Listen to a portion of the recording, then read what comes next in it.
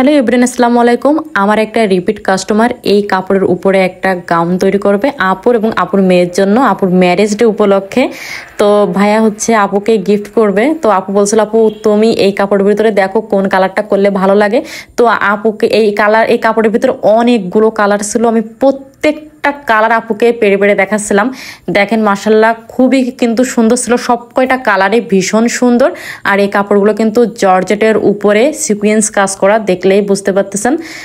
মানে প্রত্যেকটা কালারই ভালো। এর ভিতরে লাল, তারপর হচ্ছে কালো, খুবই ভালো, মানে আমার কাছে ভালো লাগে আর কি।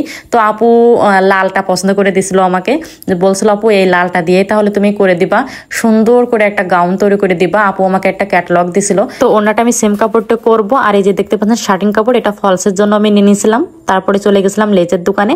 তো ওনার দুই সাইডে আমি লেজ দিব আপুর। তো আমি এই লেজটা পছন্দ করছিলাম। তো এবার ফাইনাল লুকটা তোমাদের দেখাই দেবো। দেখো মাশাল্লাহ তোমাদের খুবই ভালো লাগবে। আর আপু আমাকে যে ক্যাটালগটা দিয়েছিল সেটার ছবি আমি স্ক্রিনে তোমরা দেখতে পাচ্ছ, এটার ছবি দিছিল এবং এরকম টাইপেরই করে দিতে বলছিল। দেখো আমি ওরকম টাইপেরই করে দেওয়ার চেষ্টা করছি আপুকে, বাট এটার পিছনে তো অনেক বড় গলা। তো আমি চাইছিলাম যে একটু ছোট করে দিই, কারণ আপু বেশি বড় গলা পরে না। আর সামনে যেরকম ডিজাইন আছে ঠিক তেমনই করে দিয়েছিলাম। আর এই যে দেখতে পাচ্ছেন পিছনে আমি এরকমই গোলের ভিতরে রাখছিলাম, টার্সেল বেশি করে দিয়েছিলাম। আপু টার্সেল দিতে বলছিল আর বলছিল আপু তুমি যেভাবে টার্সেল দাও ওইভাবে দিবা, আর আমি লেস করে দিয়েছিলাম।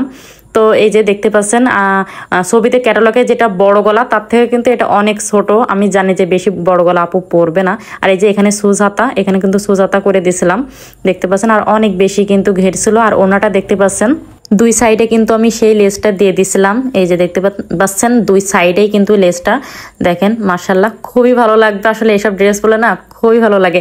আর আপু হচ্ছে আপুর ম্যারেজ ডে উপলক্ষে পড়বে। তো আপু আমাকে বলছিল কি আপু আপনার কাছে একটা রিকোয়েস্ট আছে, একটা রিকোয়েস্ট রাখবেন। আচ্ছা ঠিক আছে, ওটা পরে বলি। তো এখান থেকে এর সাথে কিন্তু এই যে সুজ সালোয়ার ছিল। তো আপু আমাকে বলছিল আপু আমার জন্য আর আমার বেবির জন্য দুইটা ব্যাগ তৈরি করে দিবেন। তো এই যে আমি আপুকে, এটা হচ্ছে আপুর ব্যাগটা ছিল। তো এই যে দেখতে পাচ্ছেন আমি ডলের গায়ে কিন্তু পরানো হয়ে গেছে, দেখেন মাশাল্লাহ খুবই কিন্তু সুন্দর ছিল।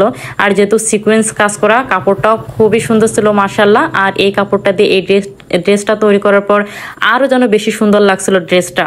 দুই সাইডে কিন্তু এটা কিন্তু বাঁধা যাবে, দেখেন। তো আপু বলছিল আপু তুমি একটা ফুল একটু বেঁধে দিও আমাকে। তো আমি একটা ফুল বেঁধে দিয়েছিলাম। আর পাশটা কিন্তু আর একটা বেল্ট আছে, ওইটা দিয়ে কিন্তু সুন্দর করে আরও একটা ডিজাইন করতে পারবে, দেখেন দেখলেই বুঝতে পারতেছেন। তো এই যে এটা তো গেল আপুর ড্রেস। তো আমি একটু ওড়নাটা দিয়েও তোমাদের একদম কাছের থেকে দেখাই দিই ডিজাইনটা।